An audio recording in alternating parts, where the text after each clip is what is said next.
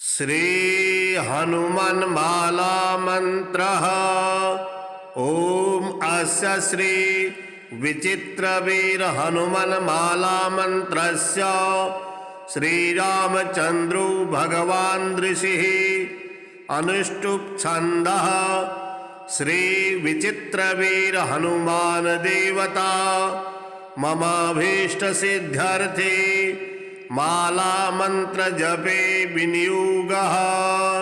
ओम नमो भगवते विचित्रवीर हनुमते प्रलय कालानल प्रभाज्वलद प्रताप वज्रदेहाय अंजना गर्भ संभूताय प्रकट विक्रम वीर दैत्य दानव यक्ष राक्षस ग्रह वंधनाय भूतग्रह प्रेतग्रह पिशाचग्रह शाकनिग्रह डाकनिग्रह काकनिग्रह कामनिग्रह ब्रह्मग्रह ब्रह्म राक्षसग्रह चोरग्रह वंधनाय एहि एहि आगच्छागच्छ आवेशयावेशय मम हृदयं प्रवेशय प्रवेशय स्फुर स्फुर प्रस्फुर प्रस्फुर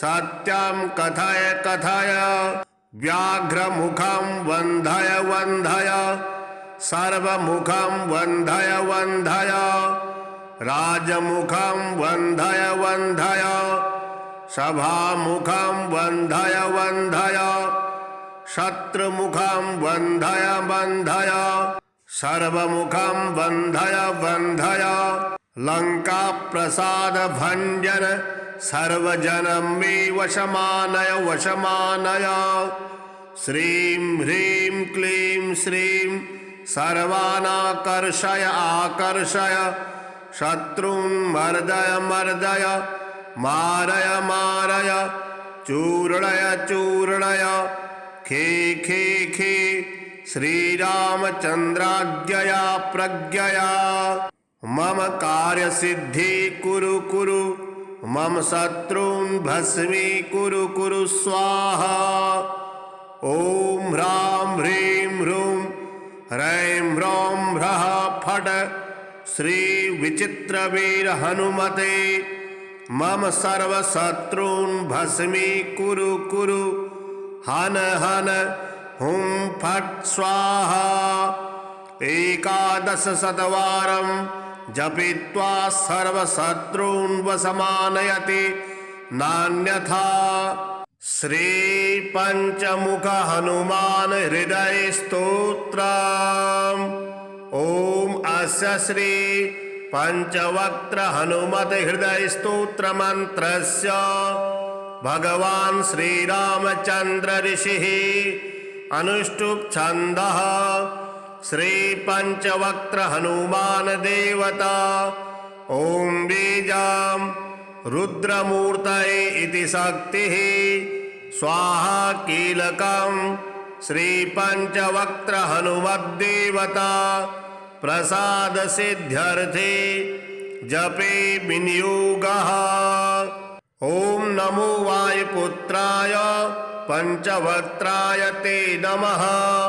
नमोस्तु दीर्घबालाय राक्षसान्तकराय च वज्रदेह नमस्तुभ्यं शतानन मदापः सीतासन्तोषकरण नमो राघव किंकर सृष्टि प्रवर्तक नमो महास्थित नमो नमः कलाकाष्ठ स्वरूपाय मास संवत्सरात्मक नमस्ते ब्रह्म रूपाय शिव रूपाय ते नमः।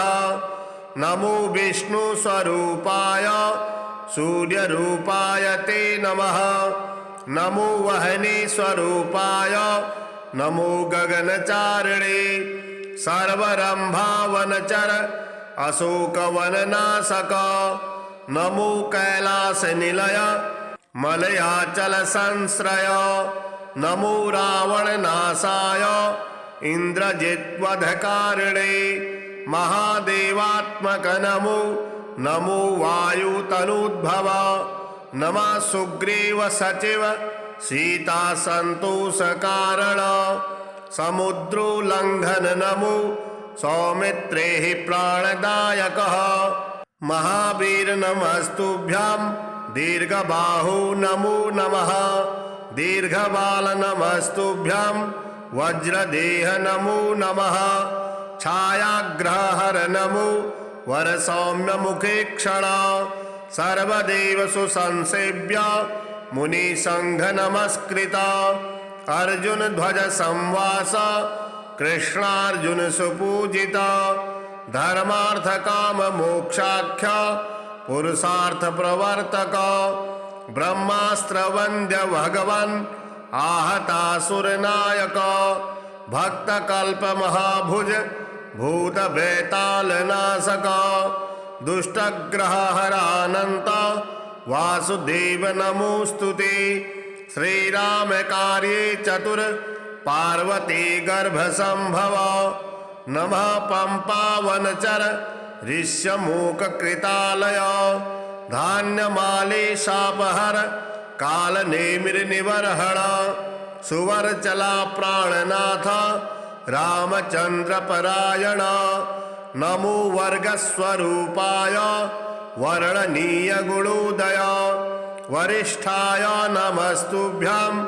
वेदरूप नमो नमः नमस्तुभ्यां भूयो भूयो नमाम्यहम् इति ते कथितं देवी हृदयां श्रीहनुमतः सर्वसम्पत्करं पुण्यं सर्वसौख्यविवर्धनं दुष्टभूतग्रहहरं शयापस्मारनाशनं यस्त्वात्मनियमो भक्त्या वायुसूनुः सुमङ्गलं हृदयं पठते नित्यं स ब्रह्म सदृशो भवेत् अजप्तं हृदयं य इमं मन्त्रं जपति मानवः स दुःखं शीघ्रमवाप्नोति मन्त्रसिद्धिर्न जायते सत्यं सत्यं पुनः सत्यं मन्त्रसिद्धिकरं परम् इत्थं च कथितं पूर्वं साम्बेन स्वप्रियां प्रति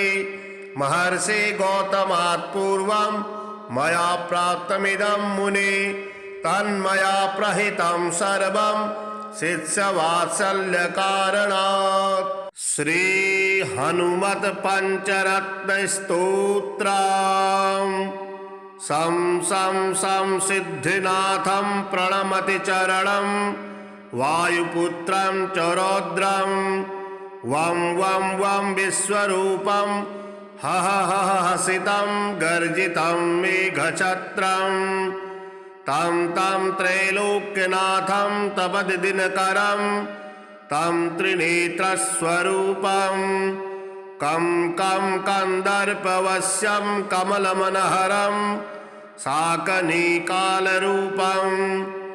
रं रं रं रामदूतं रणगजदमितं रावणच्छेददक्षं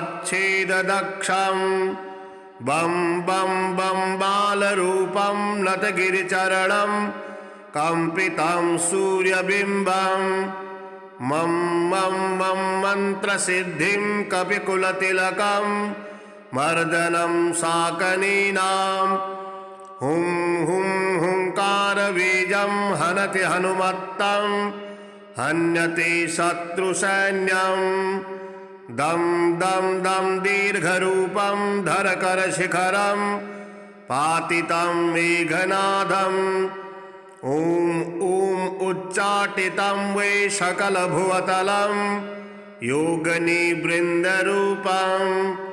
शं शं शं क्षिप्रवेगं क्रमति च जलधिं ज्वालितं रक्षदुर्गं शें शें शें क्षेमतत्त्वं धनुरुहकुलं मुच्यते बिम्बकारम् कं कं कं कालदुष्टं जलनिधितरणं राक्षसानां विनाशे दक्षं श्रेष्ठं कवीनां त्रिभुवनचरतां प्राणिनां प्राणरूपं ह्रां ह्रां ह्रां ह्रासतत्त्वं त्रिभुवनरचितं दैवतं सर्वभूते देवानां च त्रयाणां फणिभुवनधरं व्यापकं वायुरूपं त्वं त्वं त्वं वेदतत्त्वं बहुनिचयजुषं सामच्चार्थवरूपं कं कं कं कंदरे त्वं ननु कमलतले राक्षसान् रौद्ररूपान् खं खं खं खड्गहस्तं झटिति भुवतले त्रोटितं नागपाशम् ॐ ॐ ओंकाररूपं त्रिभुवनपठितं वेदमन्त्राधिमन्त्रं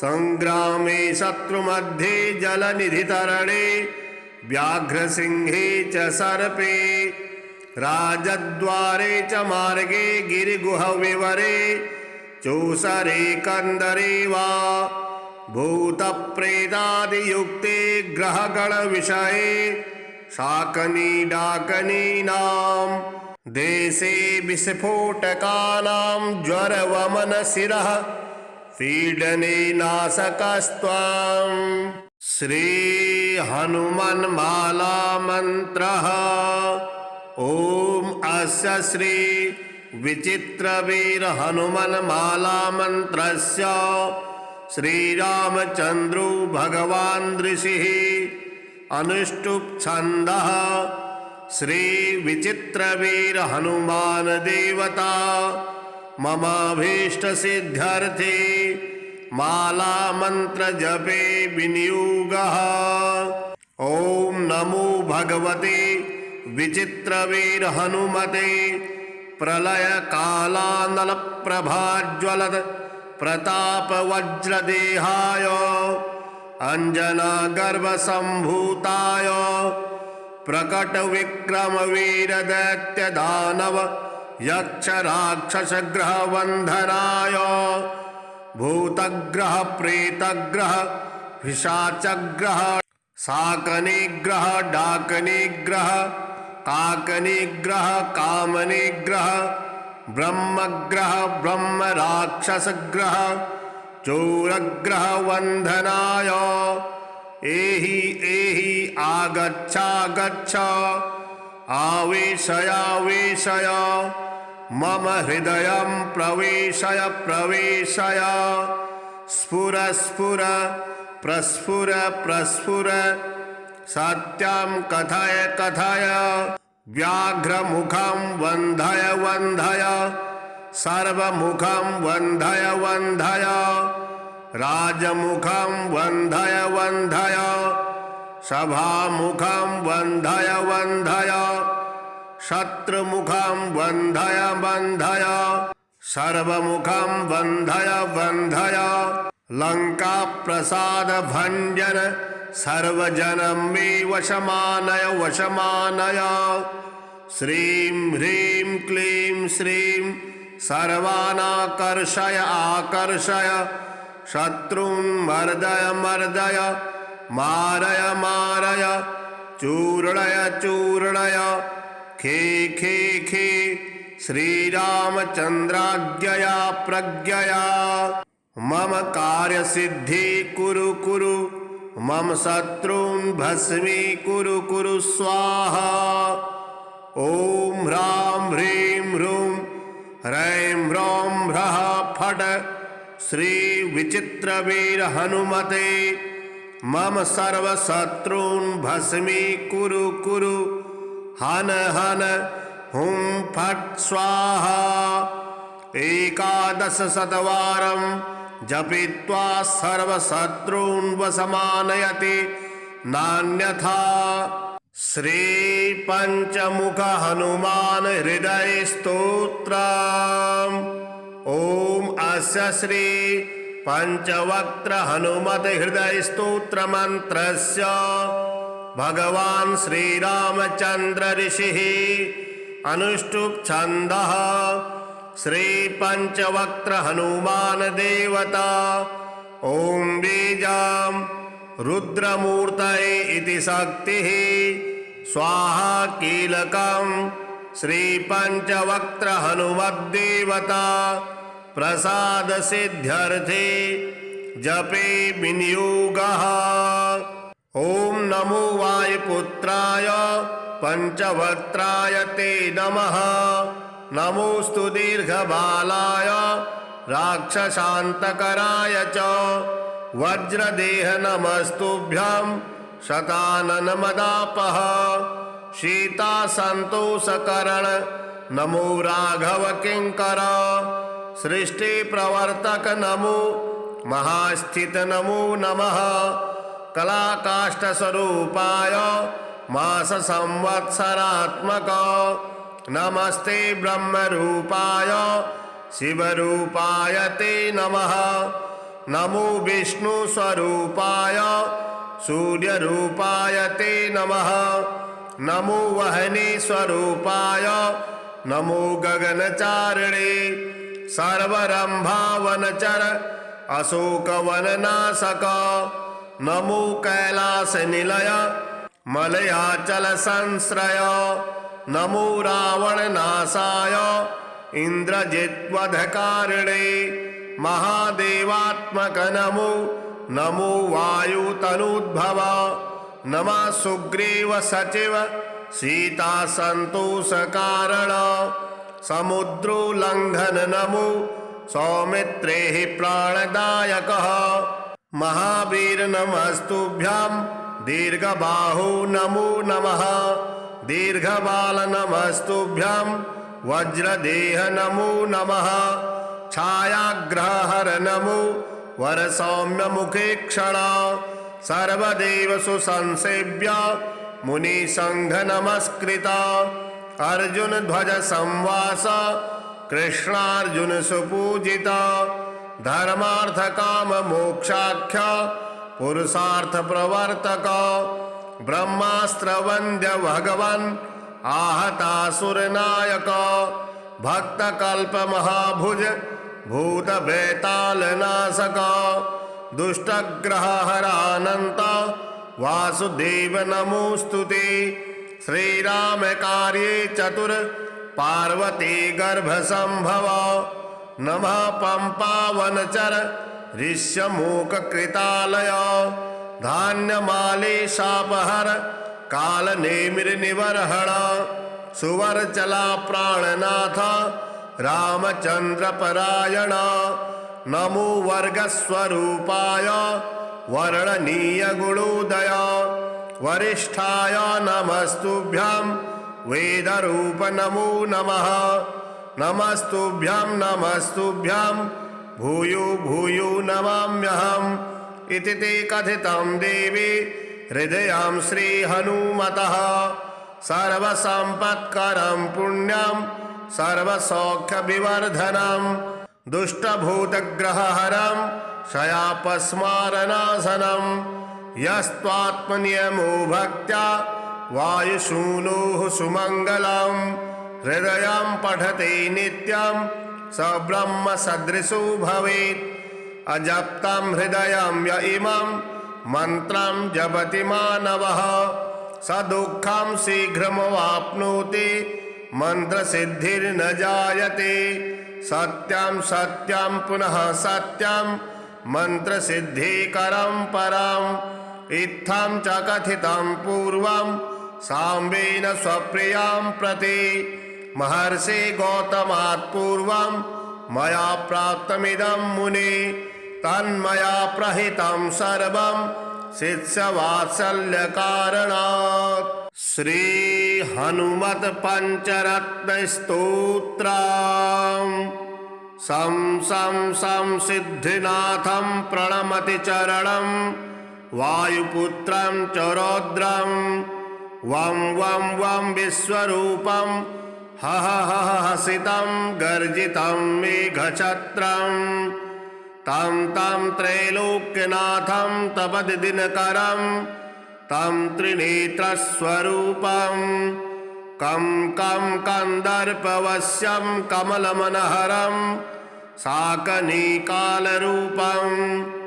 रं रं रं रामदूतं रणगजदमितं रावणच्छेददक्षं बं बं बं बालरूपं नतगिरिचरणं कम्पितं सूर्यबिम्बं मं मं मं मन्त्रसिद्धिं कपिकुलतिलकं मर्दनं शाकनीनां हुं हुं हुंकारबीजं हनति हनुमत्तं हन्यते शत्रुसैन्यं दं दं दं दीर्घरूपं धरकरशिखरं पातितं मेघनादम् ॐ ॐ उच्चाटितं वै सकलभुवतलं योगनिवृन्दरूपं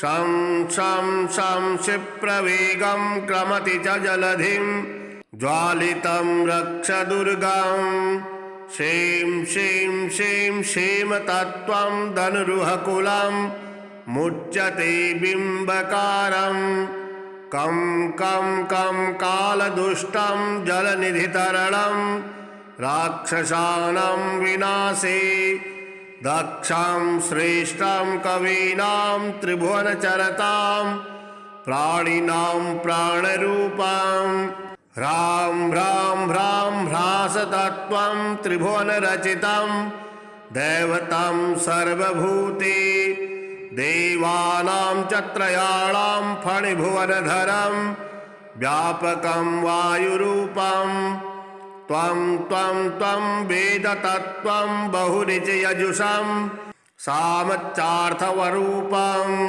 कं कं कं कन्दरे त्वं ननु कमलतले राक्षसान् रौद्ररूपान् खं खं खं खड्गहस्तं झटिति भुवतले त्रोटितं नागपाशम् ॐ ॐ ओंकाररूपं त्रिभुवनपठितं वेदमन्त्राधिमन्त्रं संग्रामे शत्रुमध्ये जलनिधितरणे व्याघ्रसिंहे च सर्पे राजद्वारे च मार्गे गिरिगुहविवरे चोसरे कन्दरे वा भूतप्रेतादियुक्ते ग्रहगणविषये शाकनीडाकनीनां देशे विस्फोटकानां ज्वरवमनशिरः पीडने नाशकस्त्वं श्रीहनुमन्माला मन्त्रः ॐ अस्य श्री विचित्रवीर हनुमन्माला मन्त्रस्य श्रीरामचन्द्रो भगवान् ऋषिः अनुष्टुप् छन्दः श्री विचित्रवीर हनुमान देवता ममाभीष्ट सिद्ध्यर्थे माला मंत्र जपे विनियोगः। ओम नमो भगवते विचित्रवीर हनुमते प्रलय कालानल प्रभाज्वलद प्रताप वज्रदेहाय अंजना गर्भ संभूताय प्रकट विक्रम वीर दैत्य दानव यक्ष राक्षस ग्रह वंधनाय भूतग्रह प्रेतग्रह पिशाचग्रह शाकनिग्रह डाकनिग्रह काकनिग्रह कामनिग्रह ब्रह्मग्रह ब्रह्म राक्षस ग्रह चोरग्रह वंधनाय एहि एहि आगच्छागच्छ आवेशयावेशय मम हृदयं प्रवेशय प्रवेशय स्फुर स्फुर प्रस्फुर प्रस्फुर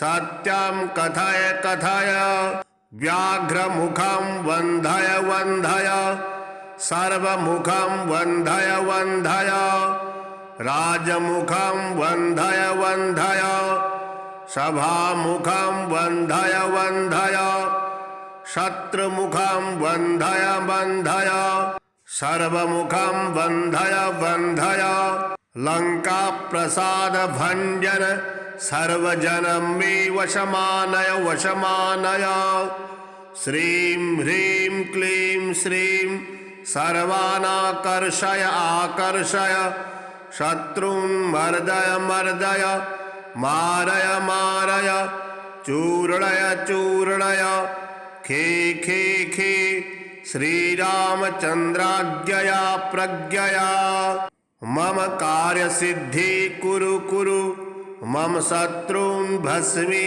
कुरु कुरु स्वाहा।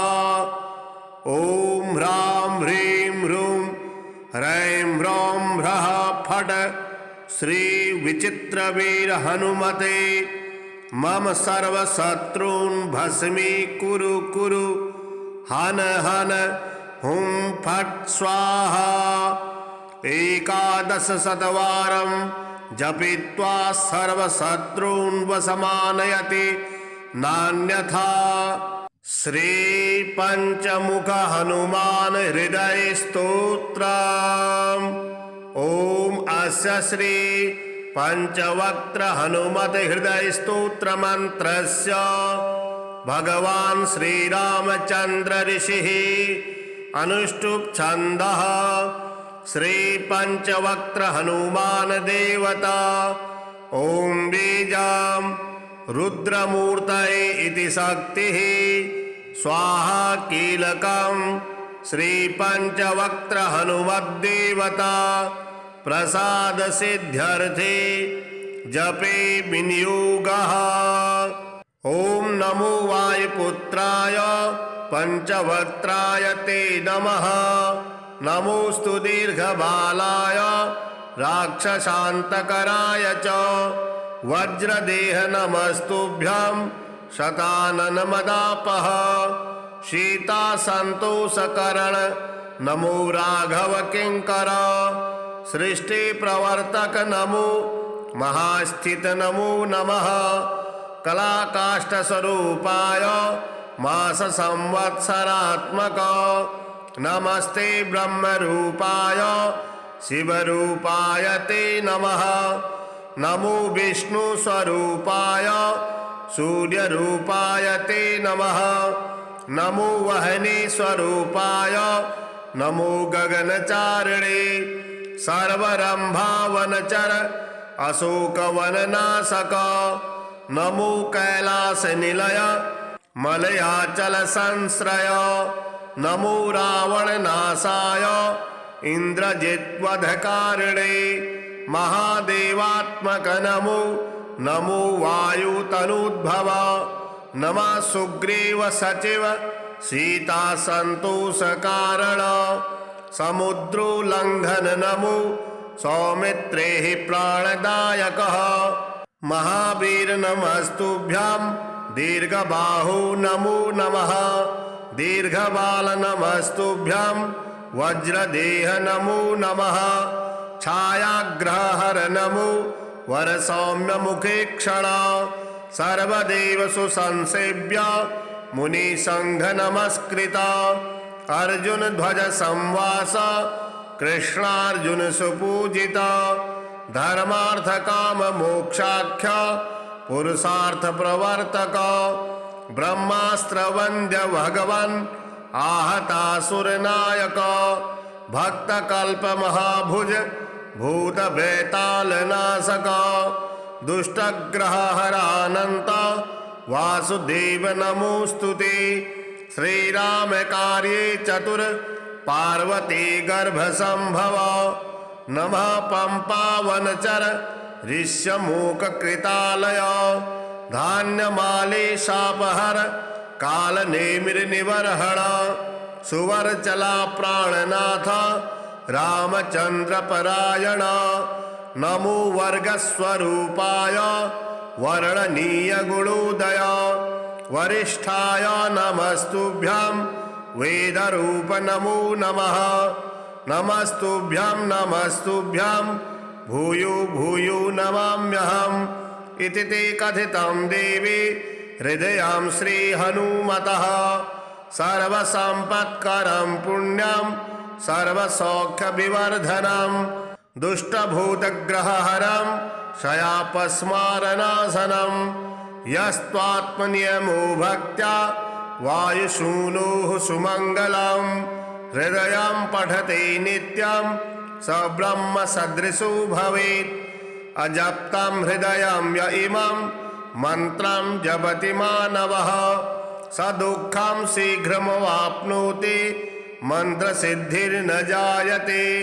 सत्यं सत्यं पुनः सत्यं मन्त्रसिद्धिकरं परम् इत्थं च कथितं पूर्वं साम्बेन स्वप्रियां प्रति महर्षि गौतमात् पूर्वं मया प्राप्तमिदं मुने तन्मया प्रहितं सर्वं शिष्यवात्सल्यकारणात्। श्री हनुमत पंचरत्न स्तोत्रम्।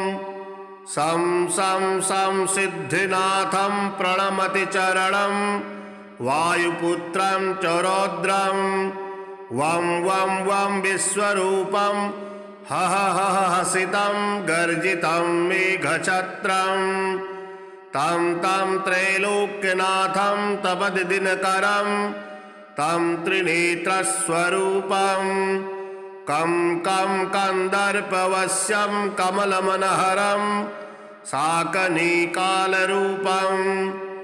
रं रं रं रामदूतं रणगजदमितं रावणच्छेददक्षं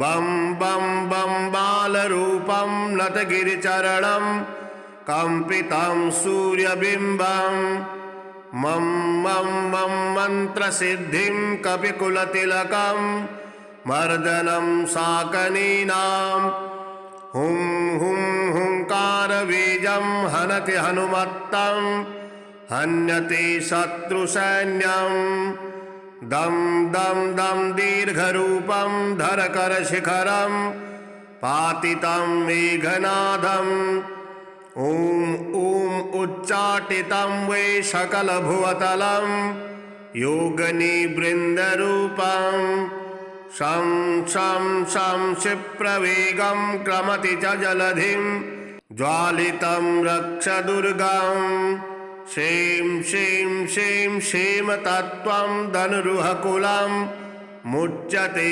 बिम्बकारम् कं कं कं कालदुष्टं जलनिधितरणं राक्षसानां विनाशे दक्षं श्रेष्ठं कवीनां त्रिभुवनचरतां प्राणिनां प्राणरूपं ह्रां ह्रां ह्रां ह्रासतत्त्वं त्रिभुवनरचितं दैवतं सर्वभूते देवानां च त्रयाणां फणिभुवनधरं व्यापकं वायुरूपं त्वं त्वं त्वं वेदतत्त्वं बहुरिचयजुषं सामच्चार्थवरूपं कं कं कं कन्दरे त्वं ननु कमलतले राक्षसान् रौद्ररूपान् खं खं खं खड्गहस्तं झटिति भुवतले त्रोटितं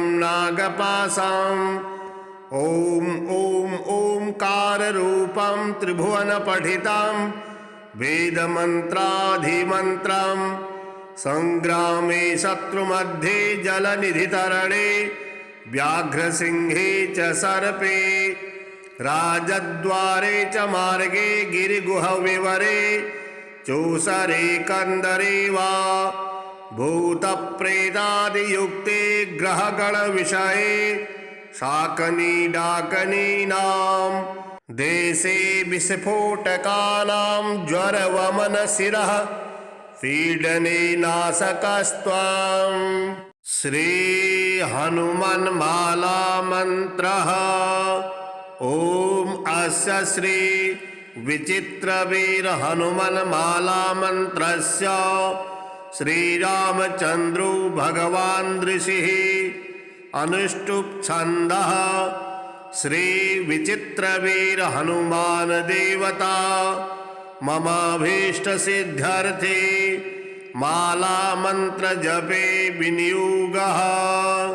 ओम नमो भगवते विचित्रवीर हनुमते प्रलय कालानल प्रभाज्वलत प्रताप वज्रदेहाय अंजना गर्भ संभूताय प्रकट विक्रम वीर दैत्य दानव यक्ष राक्षस ग्रह वंधनाय भूतग्रह प्रेतग्रह पिशाचग्रह शाकनिग्रह डाकनिग्रह काकनिग्रह कामनिग्रह ब्रह्मग्रह ब्रह्म राक्षस ग्रह चोरग्रह वंधनाय एहि एहि आगच्छागच्छ आवेशय आवेशय मम हृदयं प्रवेशय प्रवेशय स्फुर स्फुर प्रस्फुर प्रस्फुर सत्यं कथय कथय व्याघ्रमुखं वन्धय वन्धय सर्वमुखं वन्धय वन्धय राजमुखं वन्धय वन्धय सभामुखं वन्धय वन्धय शत्रुमुखं वन्धय वन्धय सर्वमुखं वन्धय वन्धय लंका प्रसाद भंजन सर्वजनं मे वशमानय वशमानय श्रीं ह्रीं क्लीं श्रीं सर्वानाकर्षय आकर्षय शत्रून् मर्दय मर्दय मारय मारय चूर्णय चूर्णय खे खे खे श्रीरामचन्द्राज्ञया प्रज्ञया मम कार्यसिद्धि कुरु कुरु मम शत्रून् भस्मी कुरु कुरु स्वाहा ॐ ह्रां ह्रीं ह्रूं ह्रैं ह्रौं ह्रः फट् श्री विचित्रवीर हनुमते मम सर्वशत्रून् भस्मी कुरु कुरु हन हन हुं फट् स्वाहा 11 शतवारं जपित्वा सर्वशत्रून् वशमानयति नान्यथा। श्री पंचमुख हनुमान हृदय स्तोत्रम्। ओम अस्य श्री पंचवक्त्र हनुमत हृदय स्तोत्र मंत्रस्य भगवान श्री रामचंद्र ऋषिः अनुष्टुप् छन्दः श्री पंचवक्त्र हनुमान देवता ओम बीजां रुद्रमूर्तये इति शक्तिः स्वाहा कीलकं श्री पंचवक्त्र हनुमद्देवता प्रसाद सिद्ध्यर्थे जपे विनियोगः। ओम नमो वायुपुत्राय पंचवक्त्राय ते नमः। नमोस्तु दीर्घबालाय राक्षसान्तकराय च वज्रदेह नमस्तुभ्यं शतानन मदापः। सीता संतोषकरण नमो राघव किंकर। सृष्टि प्रवर्तक नमो महास्थित नमो नमः। कलाकाष्ठ स्वरूपाय मास संवत्सरात्मक नमस्ते ब्रह्म रूपाय शिव रूपाय ते नमः। नमो विष्णु स्वरूपाय सूर्य रूपाय ते नमः। नमो वहनी स्वरूपाय नमो गगनचारिणे सर्वरंभावनचर अशोकवननाशक। नमो कैलास निलय मलयाचल संश्रय। नमो रावण नाशाय इंद्रजित्वधकारिणे महादेवात्मक नमो। नमो वायुतनुद्भव। नमः सुग्रीव सचिव सीता संतोष कारण। समुद्रोल्लंघन नमो सौमित्रे प्राणदायकः। महावीर नमस्तुभ्यां दीर्घबाहु नमो नमः। दीर्घबाल नमस्तुभ्यं वज्रदेह नमो नमः। छायाग्रहहर नमो वरसौम्य मुखे क्षण। सर्वदेव सुसंसेव्य मुनिसंघ नमस्कृत। अर्जुन ध्वज संवास कृष्णार्जुन सुपूजित। धर्मार्थ काम मोक्षाख्य पुरुषार्थ प्रवर्तक। ब्रह्मास्त्र वन्द्य भगवन् आहतासुर नायक। भक्तकल्पमहाभुज भूतभेतालनाशक दुष्टग्रहहरानन्त वासुदेव नमोऽस्तुते।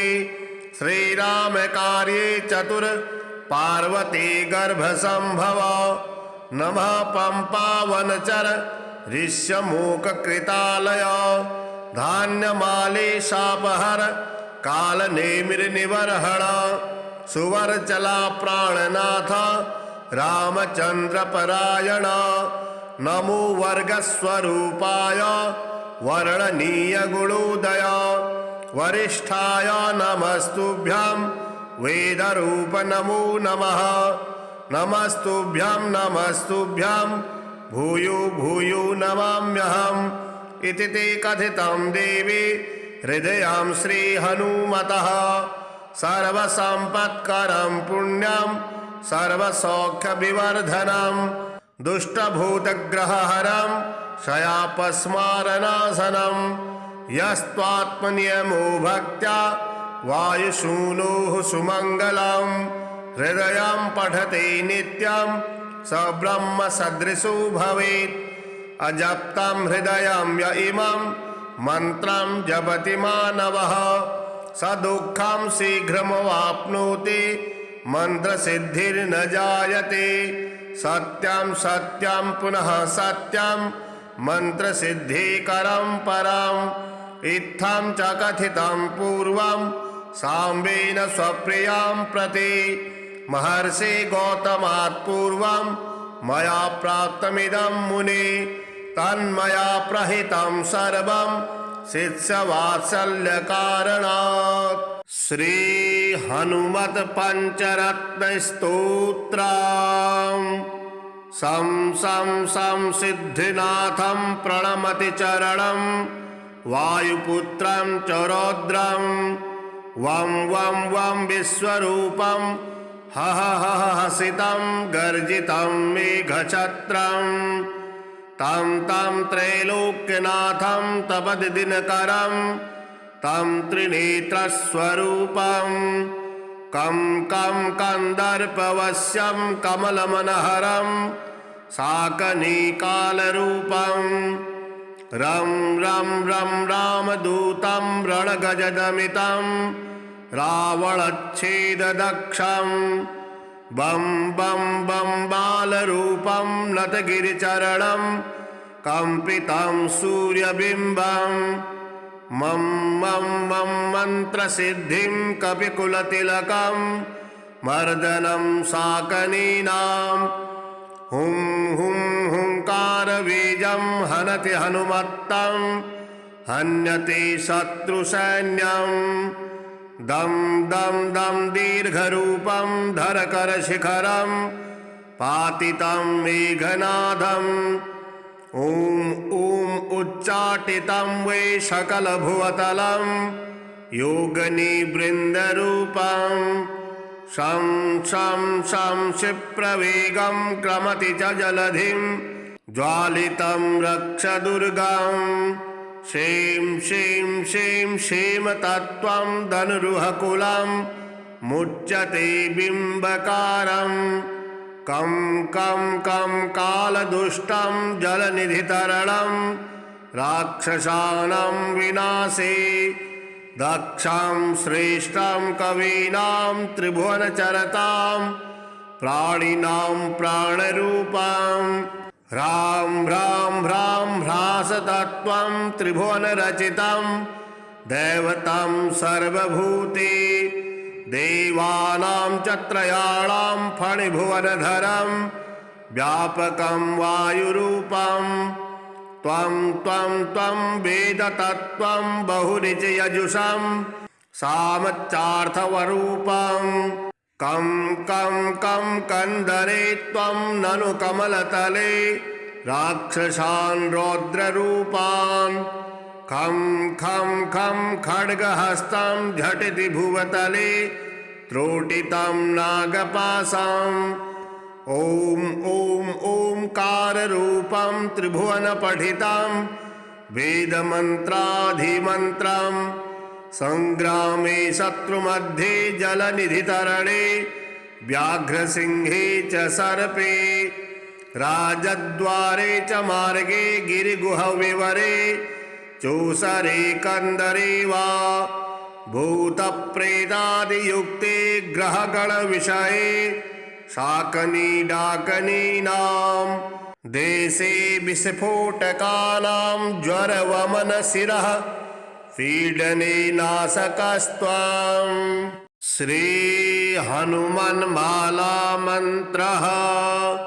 ओम अस्य श्री विचित्रवीर हनुमन्माला मंत्रस्य श्रीरामचन्द्रो भगवान् ऋषिः अनुष्टुप् छन्दः श्री विचित्रवीर हनुमान देवता ममाभीष्ट सिद्ध्यर्थे माला मंत्र जपे विनियोगः। ओम नमो भगवते विचित्रवीर हनुमते प्रलय कालानल प्रभाज्वलद प्रताप वज्रदेहाय अंजना गर्भ संभूताय प्रकट विक्रम वीर दैत्य दानव यक्ष राक्षस ग्रह वंधनाय भूतग्रह प्रेतग्रह पिशाचग्रह शाकनिग्रह डाकनिग्रह काकनिग्रह कामनिग्रह ब्रह्मग्रह ब्रह्म राक्षस ग्रह चोरग्रह वंधनाय एहि एहि आगच्छागच्छ आवेशयावेशय मम हृदयं प्रवेशय प्रवेशय स्फुर स्फुर प्रस्फुर प्रस्फुर सत्यं कथय कथय व्याघ्रमुखं वन्धय वन्धय सर्वमुखं वन्धय वन्धय राजमुखं वन्धय वन्धय सभामुखं वन्धय वन्धय शत्रुमुखं वन्धय वन्धय सर्वमुखं वन्धय वन्धय लंका प्रसाद भंजन सर्वजनं मे वशमानय वशमानय श्रीं ह्रीं क्लीं श्रीं सर्वानाकर्षय आकर्षय शत्रून् मर्दय मर्दय मारय मारय चूर्णय चूर्णय खे खे खे श्रीरामचन्द्राज्ञया प्रज्ञया मम कार्यसिद्धि कुरु कुरु मम शत्रून् भस्मी कुरु कुरु स्वाहा। ओम ह्रां ह्रीं ह्रूं ह्रैं ह्रौं ह्रः फट् श्री विचित्रवीर हनुमते मम सर्वशत्रून् भस्मी कुरु कुरु हन हन हुं फट् स्वाहा। 11 शतवारं जपित्वा सर्वशत्रून् वशमानयति नान्यथा। श्री पंचमुख हनुमान हृदय स्तोत्रम्।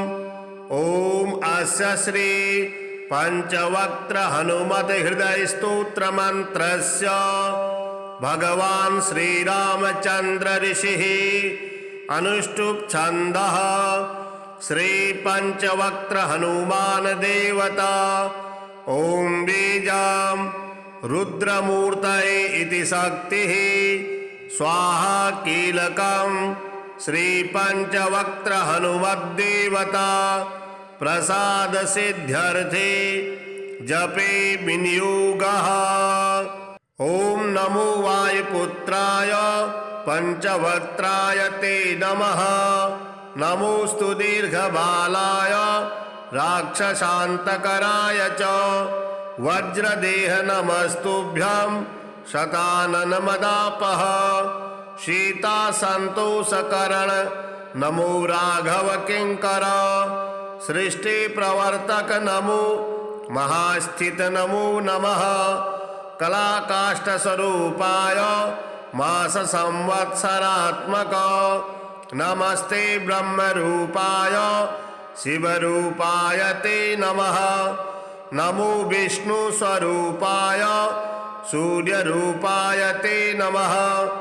नमो वह्नि स्वरूपाय नमो गगनचारिणे सर्वरंभावनचर अशोकवननाशक नमो कैलासनिलय मलयाचल संश्रय नमो रावणनाशाय इंद्रजित्वधकारिणे महादेवात्मक नमो नमो वायुतनुद्भव नमः सुग्रीव सचिव सीता संतोष कारण समुद्रोल्लंघन नमो सौमित्रे प्राणदायक महावीर नमस्तुभ्यां दीर्घबाहु नमो नमः दीर्घबाल नमस्तुभ्यां वज्रदेह नमो नमः छायाग्रहहर नमो वरसौम्य मुखे क्षण सर्वदेव सुसंसेव्य मुनिसंघ नमस्कृत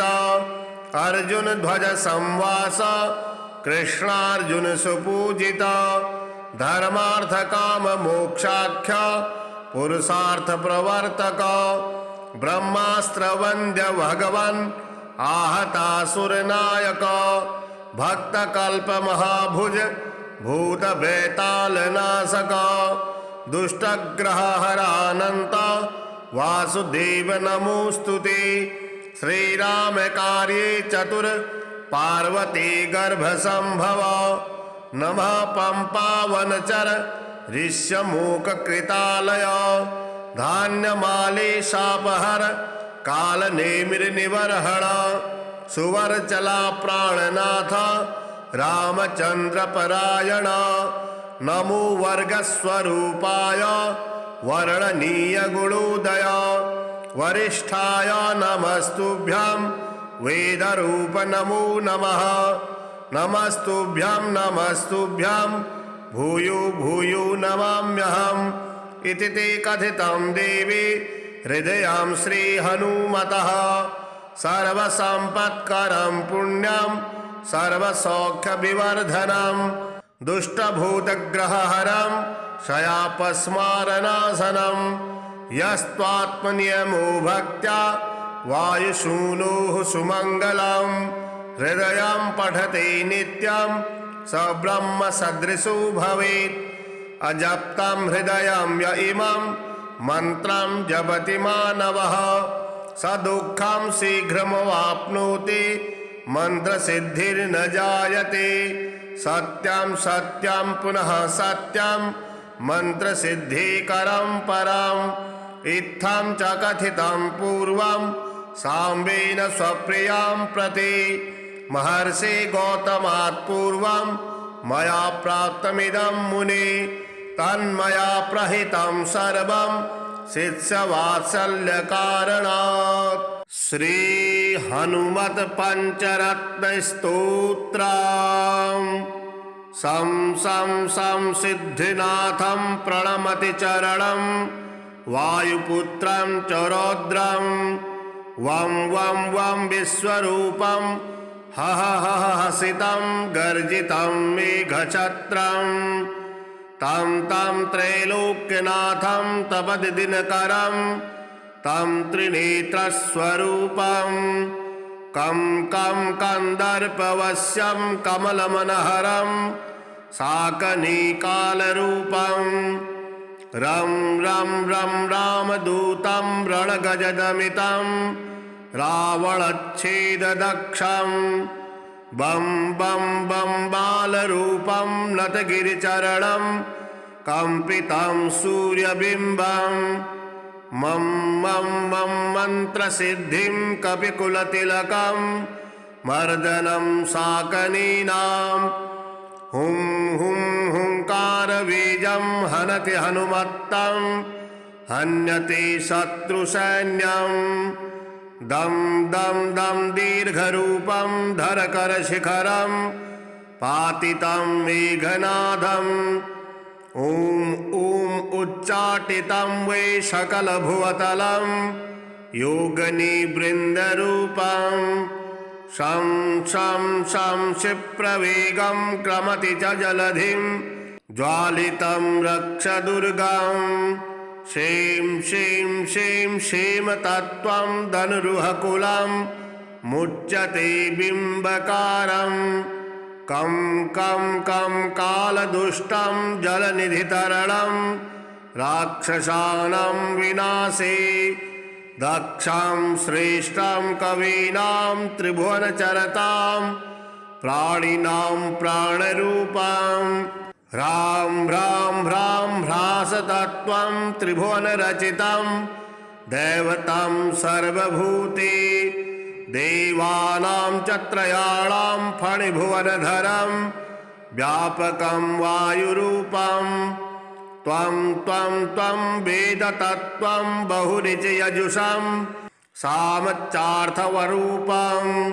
कं कं कं कन्दरे त्वं ननु कमलतले राक्षसान् रौद्ररूपान् खं खं खं खड्गहस्तं झटिति भुवतले त्रोटितं नागपाशम् ॐ ॐ ओंकाररूपं त्रिभुवनपठितं वेदमन्त्राधिमन्त्रं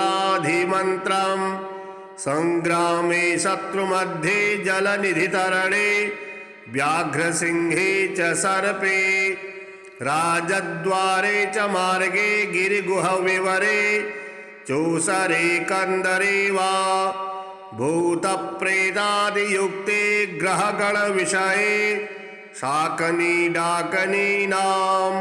देशे विस्फोटकानां ज्वरवमनशिरः पीडने नाशकस्त्वं श्रीहनुमन्माला मन्त्रः ॐ अस्य श्री विचित्रवीर हनुमन्माला मन्त्रस्य श्रीरामचन्द्रो भगवान् ऋषिः अनुष्टुप् छन्दः श्री विचित्रवीर हनुमान देवता ममाभीष्ट सिद्ध्यर्थे माला मंत्र जपे विनियोगः।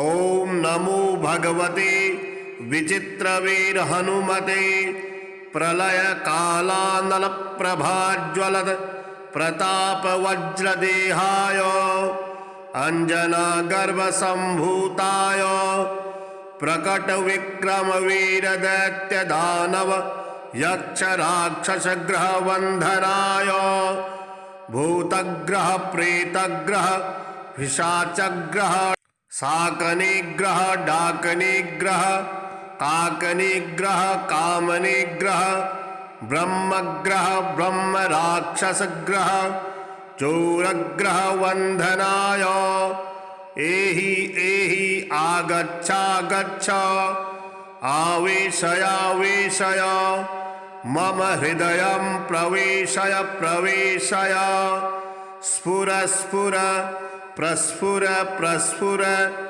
सत्यं कथय कथय व्याघ्रमुखं वन्धय वन्धय सर्वमुखं वन्धय वन्धय राजमुखं वन्धय वन्धय सभामुखं वन्धय वन्धय शत्रुमुखं वन्धय वन्धय सर्वमुखं वन्धय वन्धय लंका प्रसाद भंजन सर्वजनं मे वशमानय वशमानय श्रीं ह्रीं क्लीं श्रीं सर्वानाकर्षय आकर्षय शत्रून् मर्दय मर्दय मारय मारय चूर्णय चूर्णय खे खे खे श्रीरामचन्द्राज्ञया प्रज्ञया मम कार्यसिद्धि कुरु कुरु मम शत्रून् भस्मीकुरु कुरु स्वाहा।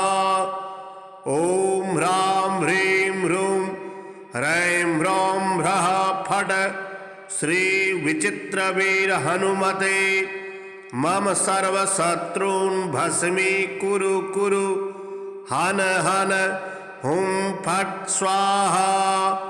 11 शतवारं जपित्वा सर्वशत्रून् वशमानयति नान्यथा।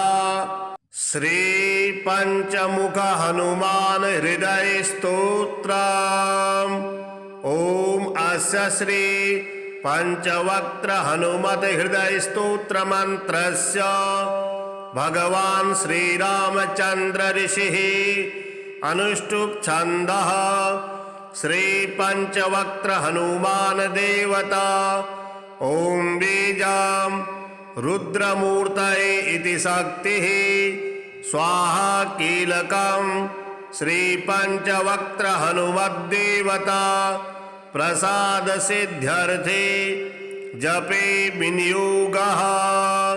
ओम नमो वायुपुत्राय पंचवक्त्राय ते नमः।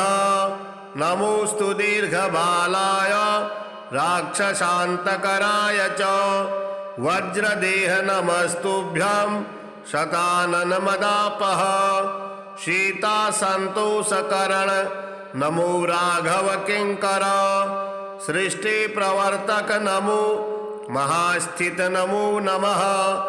कलाकाष्ठ स्वरूपाय मास संवत्सरात्मक नमस्ते ब्रह्म रूपाय शिव रूपाय ते नमः।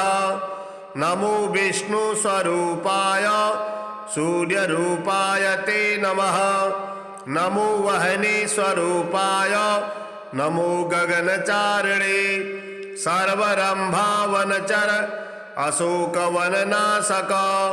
नमो कैलास निलय मलयाचल संश्रय। नमो रावण नाशाय इंद्रजित्वधकारिणे महादेवात्मक नमो नमो वायुतनुद्भव। नमः सुग्रीव सचिव सीता संतोष कारण समुद्रोल्लंघन नमो सौमित्रे प्राणदायकः। महावीर नमस्तुभ्यां दीर्घबाहु नमो नमः। दीर्घबाल नमस्तुभ्यां वज्रदेह नमो नमः। छायाग्रहहर नमो वरसौम्य मुखे क्षण। सर्वदेव सुसंसेव्य मुनिसंघ नमस्कृत। अर्जुन ध्वज संवास कृष्णार्जुन सुपूजिता। धर्मार्थ काम मोक्षाख्य पुरुषार्थ प्रवर्तक। ब्रह्मास्त्र वंद्य भगवन् आहतासुर नायक।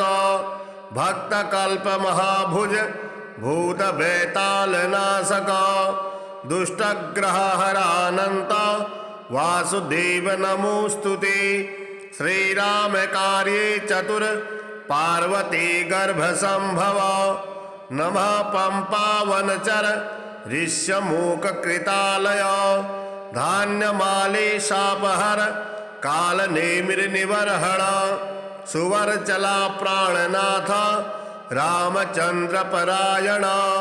नमो वर्गस्वरूपाय वर्णनीय गुणोदय। वरिष्ठाय नमस्तुभ्यं वेदरूप नमो नमः।